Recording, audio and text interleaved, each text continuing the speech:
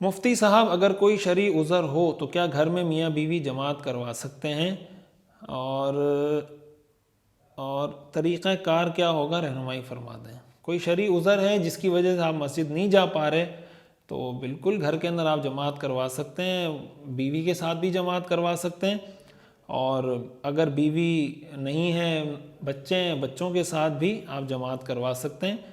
تو کوشش تو یہی ہونی چاہیے کہ آپ مسجد جائیں، لیکن جیسے آپ نے لکھا ہے کہ کوئی ایسا عذر ہے، کوئی ایسا مسئلہ ہے جس کی وجہ سے آپ نہیں جا پا رہے یا نہیں جا سکے یا آپ کی جماعت نکل گئی، تو ایسی صورت میں آپ پڑھا سکتے ہیں۔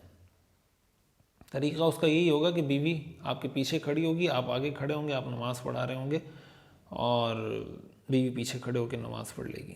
اور اگر دونوں میاں بیوی اور بچے دونوں ہیں تو پھر ایسی صورت میں آدمی کھڑا ہو، پھر اس کے بعد بچے صف بنائیں اور پھر اس کے بعد عورتیں اپنی صف بنائیں، اس طریقے سے وہ اپنی صف بنا کے نماز پڑھیں گی۔ مفتی صاحب میرا سوال یہ کہ ایک آدمی کا نکاح ہو رہا ہے اور مولوی صاحب پوچھ رہے ہیں کہ آپ کو فلاں بن فلاں قبول ہے، تو اس کے جواب میں وہ آدمی صرف جی کہہ دیتا ہے، قبول ہے نہیں کہتا، جبکہ اس کا مقصد یہی ہوتا ہے اور وہ زبان سے اس وقت نہیں کہتا، تو اس صورت میں نکاح صحیح ہو جائے گا؟ اگر خدا نخواستہ درست نہیں ہوتا تو اب کیا کیا جائے؟ برائے کرم تفصیل سے جواب عنایت فرمائیں۔ ابو سیف، سعودی عرب سے۔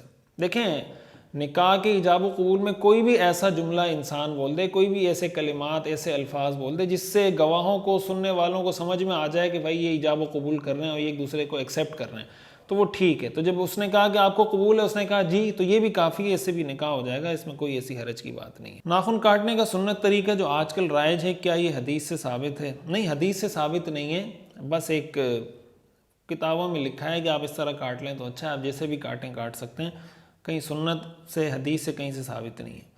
مفتی صاحب بینک اسلامی میں میرا سیونگ اکاؤنٹ ہے، اس میں جو منافع آتا ہے حلال ہے یا حرام؟ اعجاز دیر سے۔ بینک اسلامی شریعہ کمپلائنس ان کا سسٹم ہے سارا، تو اس لیے اس کی سیونگ اکاؤنٹ میں اکاؤنٹ کھولنا بھی جائز ہے، اس سے جو نفع آتا ہے وہ لینا بھی جائز ہے۔ مفتی صاحب السلام علیکم، میرا سوال ہے گوہ، شاید عربی میں ضب کہتے ہیں، جس کے 4 پیر ہوتے ہیں، کھانا حلال ہے یا حرام یا مکروہ؟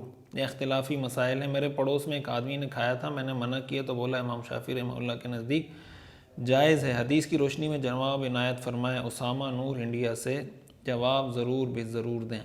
یہ جو ضب ہے نا، گوہ جس کو اردو میں کہتے ہیں، یہ آپ یہ سمجھیں کہ چپکلی سے بڑی، چپکلی ٹائپ کا ایک جانور ہوتا ہے جس کو گوہ یا ضب عربی میں جس کو کہتے ہیں، تو اس کے بارے میں فقہائے حنفیہ کا مسلک یہ ہے کہ اس کا کھانا جائز نہیں ہے۔ امام شافعی رحمۃ اللہ علیہ کے نزدیک واقعی میں اس کا کھانا جائز ہے، وہ آپ کے دوست نے جو آپ کو بتایا بالکل ٹھیک بتایا، لیکن احناف کے نزدیک اس کا کھانا جائز نہیں ہے، اور اس کی وجہ یہ کہ رسول اللہ صلی اللہ علیہ وسلم سے اس کا کھانا ثابت نہیں ہے، بلکہ رسول اللہ صلی اللہ علیہ وسلم کے برتن پر جب یہ لایا گیا تو رسول اللہ صلی اللہ علیہ وسلم نے فرمایا کہ یہ ہماری زمین میں، ہمارے ایریا میں، جس جگہ ہم رہتے ہیں وہاں نہیں پایا جاتا، اس لیے میں اس سے اپنے آپ کو بچاتا ہوں۔ حدیث شریف ایک حدیث میں آتا ہے، سنن ابو داؤد کی حدیث ہے، ان رسول اللہ صلی اللہ علیہ وسلم نہا عن اکل لحم الضب، کہ آپ نے گوہ کا گوشت کھانے سے منع فرمایا۔ دوسری وجہ یہ ہے کہ یہ خبائث میں آتا ہے، قرآن کریم میں آتا ہے نا، یحرم علیہم الخبائث، کہ خبیث چیزیں اللہ نے حرام کر دی ہیں، تو یہ اس میں بھی آتا ہے۔ یہ دوسری وجہ ہے اس کے ناجائز ہونے کی فقہائے حنفیہ کے نزدیک۔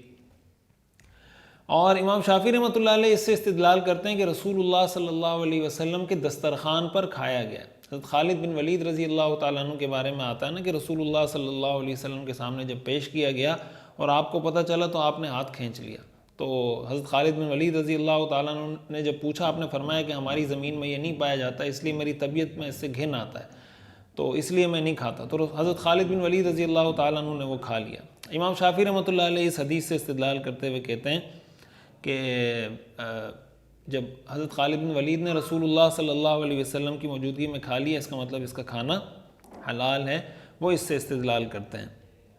اور امام حنفیہ کا میں نے آپ کو بتا دیا کہ اس کے بارے میں وہ احادیث جس میں نہیں وارد ہوئی ہے، منع کیا گیا کہ اس کا کھانا جائز نہیں ہے، وہ کہتے ہیں اس سے یہ ثابت ہوتا ہے کہ اس کا کھانا جائز نہیں ہے۔ As a software engineer, I am working in a financial firm which mainly works in investment banking. As we know that investment banking is different from commercial banking. Commercial banking mainly based on interest, but investment banking based on commission and interest both. Investment help their clients with trading and sales, wealth management, asset management, IPOs, mergers, securitized products, hedging and more. They charge their fees, commission to provide all these services. They also give loan to big companies and they charge interest for it.